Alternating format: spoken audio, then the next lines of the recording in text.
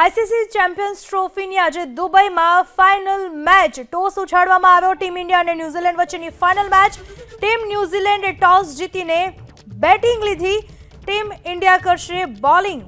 New Zealand અને team India વચ્ચેની match આજે રમાઈ રહી છે। અહીં બંને ટીમો બીજી વખત એકબીજાનો સામનો કરશે।